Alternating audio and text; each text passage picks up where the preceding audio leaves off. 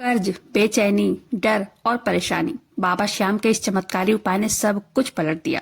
श्याम भक्तों, क्या कभी आपने ऐसा महसूस किया है कि जब आपका बुरा समय आता है, जब आप अंदर से एकदम टूट चुके हो, पूरी दुनिया आपका साथ छोड़ देती है, जब आपके पास कोई रास्ता नहीं बचता है, ना ही कोई सहारा बचता है, दोस्त, रिश्तेदार, यहाँ तक कि अपना परिवार भी आपके खिलाफ हो जाता है। आज की इस वीडियो में जो अनुभव एक भाई ने शेयर किया है, ये सिर्फ एक व्यक्ति के लिए नहीं है, ये सभी के लिए है। क्योंकि आज इस वीडियो में हम जानेंगे कि कौन सा उपाय इस भक्त ने किया जो इनका इतना बड़ा कर्ज खत्म हो गया। और कर्ज, गरीबी, चिंता से भरे हुए एक भक्त का ये सच्चा अनुभव है। कैसे बाबा श्याम ने इनके जीवन में चमत्कार किया, कैसे बाबा श्याम ने इनको इन सब चीजों से बाहर निकाला, कैसे फिर से एक नया जीवन दान दिया। आज के इस वीडियो में एक भक्त के साथ हुए बाबा श्याम के चमत्कार की इस कहानी को शेयर कर रही हूँ, और ये सत्य कहानी है। इस अनुभव को सुनने के लिए वीडियो पर अंत तक बने रहें। वीडियो पसंद आए वीडियो को लाइक कीजिएगा, अपने ही चैनल मैजिक उपाय को सब्सक्राइब जरूर से कीजिएगा बाबा श्याम से जुड़ने के लिए, और दिल से कमेंट बॉक्स में बाबा श्याम का जयकारा जरूर से लगाइएगा। श्याम भक्तों, ये उपाय ये अनुभव गुजरात से भेजा है एक भाई ने। उन्होंने अपना नाम शेयर करने को मना किया है, तो मैं उनका नाम नहीं लूंगी। वो भाई कहते हैं, आपके चैनल की वीडियो में रोज देखता हूँ, बाबा श्याम का चमत्कार सुनना मुझे बहुत पसंद है।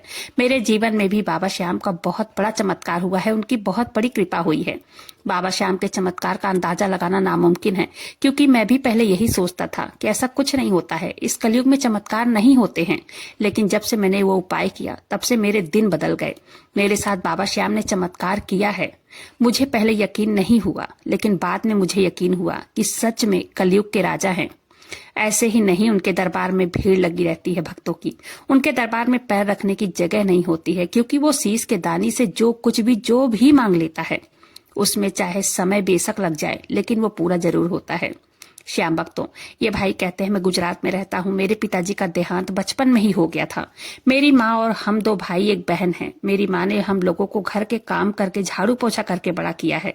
हमने सरकारी स्कूल से पढ़ाई की है। जब मैं अपनी पढ़ाई कंप्लीट कर लिया था, तब से मैं कंपनी में काम करने लगा था। 20,000 रुपए की सैलरी मुझे मिलती थी। हमारा घर ठीक ठाक चलता था। मेरा भाई तो अभी पढ़ रहा था। हम लोग थोड़ा कमाते थे, कम खाते थे, लेकिन खुश थे। 2024 की बात है। मेरे एक दोस्त ने मुझसे पैसे मांगे कि यार मुझे कुछ पैसे दे दे, एक दुकान खोलना चाहता हूँ, थोड़ी मदद कर दे। मैंने भी सोचा कोई बात नहीं है, गरीब आदमी है, ठीक है दे देता हूँ। उसके पास नौकरी नहीं है, अगर कोई दुकान खोल भी रहा है तो ठीक है, उससे उसका घर का गुजारा चल जाएगा। मैंने तो यही सोच के पैसे उसको दे दिए। उन्होंने कहा कि थोड़ा थोड़ा करके वापस कर दूंगा जैसे ही दुकान चलने लगेगी। मेरे पास ज्यादा तो थे नहीं, लेकिन मैंने फिर भी 50,000 रुपए दे दिए, क्योंकि मेरे घर की हालत भी इतनी ठीक नहीं थी कि मैं उसे और दे पाता। ऐसे ही दिन बीत रहे थे। एक दिन मेरा हाथ पैर अचानक सुन्न पड़ गया। मुझे लेकर हॉस्पिटल भागे मेरे घर वाले। डॉक्टर ने बताया कि अटैक पड़ गया है, लेकिन सही समय पर आप इस हॉस्पिटल ले आए, इसलिए ज्यादा नहीं पड़ा है। मेरे इलाज में इधर उधर से पैसे लेकर कर्जे में मेरी माँ ने, मेरे भाई ने लगा दिया कर्जा, बहुत सारा पैसा ले लिया। मैं बिस्तर पर पड़ा था। मेरी हालत कमाने वाली नहीं थी, और भाई बहन पढ़ाई कर रहे थे। माँ दूसरों के घर में झाड़ू पोछे का काम फिर से ज्वाइन कर ली, फिर से करने लगी। भाई मेरा पढ़ाई करके शाम को घर आता, कॉलेज करके ओवर टाइम करता था। जैसे तैसे घर चल रहा था। और जिसको मैंने पैसे दिए थे, वो तो मेरा फोन भी नहीं उठा रहा था। 8 महीने बीत गए थे, लेकिन फिर भी पैसे देने को राजी नहीं था। इधर मेरी जॉब छूट गई थी, मैं काम पर नहीं जा पा रहा था। घर का खर्च चलना मुश्किल हो गया था। इधर उधर से कर्ज लेकर ही काम चलता था घर में। जैसे तैसे दिन बीत रहे थे। मेरा भाई भी ज्यादा नहीं कमाता था, 2-3 घंटे ओवर टाइम करता, 200-250-300 रुपए पाता था खाली, जिससे मैंने पैसे लिए थे। वो लोग मुझे पैसे मांगने लग गए। मेरे पास पैसे नहीं थे, मेरी जॉब नहीं थी। मैं उन लोगों को पैसे देता तो कैसे देता। मेरे भाई को भी ओवर टाइम करने में कभी काम मिल जाता तो कभी काम मिलता ही नहीं था। वो भी ऐसे ही घर पर बैठा रहता। टेंशन की वजह से मुझे रात भर नींद नहीं आती। बस मेरे मन में यही होता, इतनी मेरी खराब किस्मत क्यों है, भगवान मेरे साथ ऐसा क्यों कर रहे हैं। मैंने ऐसी क्या गलती की कि प्रभु हमारी ऐसी हालत हो गई है। मैंने किसी का क्या बिगाड़ा है। दिन भर रात भर बिस्तर पर पड़े पड़े यही सोचता, जिससे मेरी हेल्थ पर भी असर पड़ने लगा था। ऐसा लग रहा था कि सारे रास्ते मेरे लिए बंद हो गए हैं, उम्मीद की किरण ही नहीं नजर आ रही है। दिन बीत रहे थे, कर्जदारों के फोन आ रहे थे। रिश्तेदारों से जब हम पैसे मांगते तो वो लोग साफ इनकार कर देते, कोई न कोई बहाना बनाकर टाल देते। कर्जदारों को भी मैं क्या कहूँ, कोई जवाब नहीं दे पा रहा था। ऐसे ही दिन बीत रहे थे। थोड़ी थोड़ी तबीयत मेरी ठीक होने लग गई थी, दवाइयां चल रही थी। मम्मी दिन भर काम करके थक जाती, वो भी ठीक नहीं थी, उसकी भी तबीयत ठीक नहीं रहती थी। लगभग 2 महीने के बाद धीरे धीरे करके मेरे पैर में, हाथ में थोड़ी हलचल महसूस हुई। थोड़ा थोड़ा उठने लग गया था, लेकिन डॉक्टर ने मना किया था कुछ और दिन चलने को। उन्होंने कहा था नहीं, तुम अभी आराम करो क्योंकि अटैक पड़ा हुआ है। घर के हालात देखते हुए मैं घर से निकल पड़ा एक दिन, काम ढूंढने के चक्कर में। कई दोस्तों से फोन पर काम के चक्कर में बात किया, क्योंकि मेरी पिछली जॉब छूट चुकी थी और वहां जगह खाली नहीं थी जहां मैं जाता था। मेरी मम्मी भगवान पर बहुत विश्वास करती थी। हमारे एरिया में बाबा श्याम का एक मंदिर है छोटा सा। मेरी मम्मी पड़ोस की आंटी के साथ वहां गई। वो वहां से प्रसाद लेकर आई थी। वो प्रसाद मुझे देते हुए कहने लगी, बेटा प्रसाद ले ले। मैंने उनसे कहा, मम्मी तुम्हारी तबीयत ठीक नहीं है, तुम यहाँ वहां घूमती रहती हो, आज छुट्टी है तो थोड़ा घर में आराम कर लो। वो कहने लगी, बेटा पड़ोस की आंटी जा रही थी, मैं भी उनके साथ चली गई। मेरी मम्मी की आदत थी, वो रोज ड्यूटी पर जाती थी। अगर एक दिन भी छुट्टी उसे मिलती थी तो वो हर जगह घूमती रहती थी।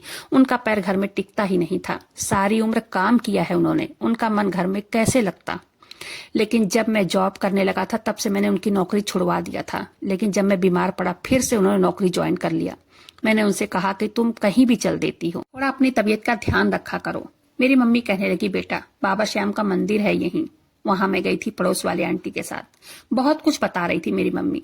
वहां से इत्र लेकर आई थी, मंदिर पर रख दिया था और कहने लगी, बेटा तुम लोग भी आज से ही बाबा श्याम की पूजा करो। आंटी कह रही थी इनके द्वार पर बहुत चमत्कार होते हैं। मैंने कहा कि माँ मेरे साथ क्या चमत्कार होगा, इतना कर्ज है, नौकरी नहीं है, घर का हाल बेकार है, कभी दाल मिलती है तो कभी रोटी सूखी खानी पड़ती है, क्या करूं, कौन सा भगवान मेरे साथ चमत्कार करेगा। मेरी मम्मी कहने लगी, नहीं बेटा, पड़ोस की आंटी ने बताया है कि बाबा श्याम की कर्ज वाली अर्जी लगा दो। इनकी मम्मी इनसे कहने लगी, बेटा वो आंटी ने कहा है कर्ज वाली अर्जी लगाने से कर्ज बहुत जल्दी समाप्त हो जाता है। ये भाई कहते हैं मुझे यकीन नहीं हो रहा था कि एक अर्जी से कैसे कर्ज समाप्त हो सकता है। इनकी मम्मी ने जोर देकर कहा, ये भाई बताते हैं मैंने उनके दूसरे दिन ही अर्जी लगा दी उनके कहने पर। अर्जी में सबका नाम लिखा मैंने, जिससे पैसे उधार लिए थे, यहाँ तक कि जिसका 500 रुपए था उसका भी नाम मैंने लिख दिया। और वो अर्जी में ज्यादा चल नहीं पाता था, अर्जी तो मैंने घर पर लगा दिया था। मेरी मम्मी ले जाकर बाबा श्याम के मंदिर में चढ़ाकर वो अर्जी आ गई थी। पंडित जी ने मेरी मम्मी को कहा, हर शनिवार शनिदेव को काला तिल सरसों के तेल में डालकर चढ़ाओ और पीपल के वृक्ष में जल छोड़ो, तेल चढ़ाओ पीपल के वृक्ष में, कर्ज जल्द से जल्द उतर जाएगा। मेरी मम्मी ने ऐसा ही किया। ये कहते हैं भाई दीदी, साथ ही साथ मैं रोज बाबा श्याम की पूजा करता था, तिल के तेल का दीपक जलाता था, क्योंकि हम देसी घी खरीद नहीं पा रहे थे, हमारे पास पैसा नहीं था। दीपक में रोज एक चुटकी में हल्दी डाल देता था और बाबा श्याम के सामने रोज प्रार्थना करता, रोज उनसे अपनी परेशानी बताता, रोज विनती करता, रोज उनका नाम जप करता था, उनके सामने बैठकर अपनी तबीयत ठीक होने की प्रार्थना करता था। रोज बाबा श्याम से मैं कहता था, हे बाबा श्याम मुझे ठीक कर दो जिससे कि मैं काम धाम कर सकूं।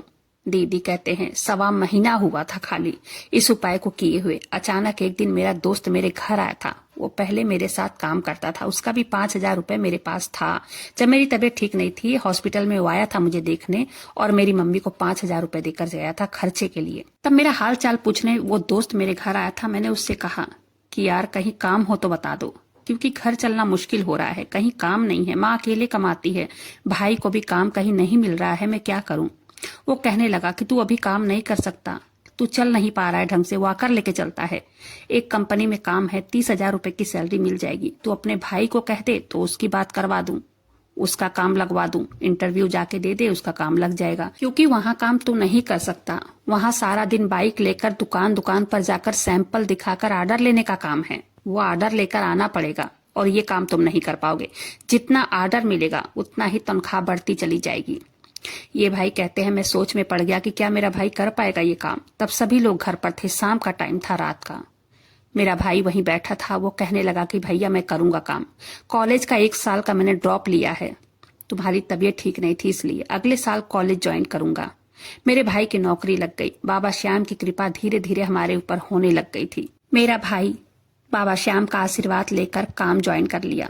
हमारे घर की स्थिति धीरे धीरे सुधरने लगी, मेरी तबीयत में भी सुधार आने लगा। लगभग 6 महीने के बाद मैं ठीक से चलने लग गया था। तब मैं भी अपने लिए काम ढूंढा और काम ढूंढकर मैं भी नौकरी मिलते ही काम ज्वाइन कर लिया। हम दोनों भाई काम करने लग गए। हमारे घर की सभी परेशानियां अब खत्म हो गई हैं।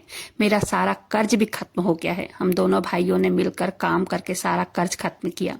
बाबा श्याम का चमत्कार मेरे जीवन में हुआ है। आज हम लोग खुशी खुशी जीवन व्यतीत कर रहे हैं।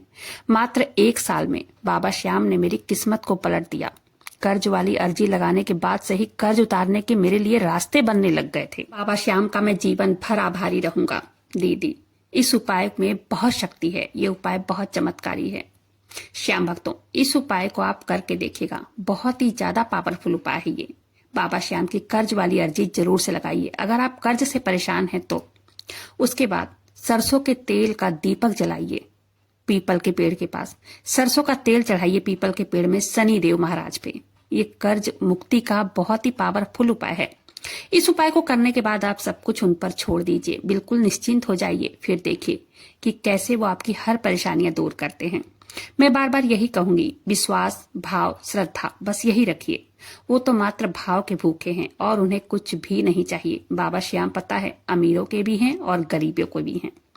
श्याम भक्तों, बाबा श्याम का नाम जप जरूर से करना है। इसे नहीं भूलना है। मंत्र जाप में ऐसी शक्ति है ना कि वो व्यक्ति के हर काम को सफल बनाती है। चलिए वीडियो आज के लिए यहीं पर खत्म करते हैं। इन भाई के साथ हुई चमत्कार की सत्य कहानी यहीं पर समाप्त होती है। वीडियो पसंद आए वीडियो को लाइक कीजिएगा। अपने ही चैनल मैजिक उपाय को सब्सक्राइब जरूर से कीजिएगा। बाबा श्याम नाम का जयकारा दिल से लगाइएगा। मिलता है फिर ऐसे किसी वीडियो के साथ। तब तक ले जय श्री श्याम, हरे के सहारे की जय हो।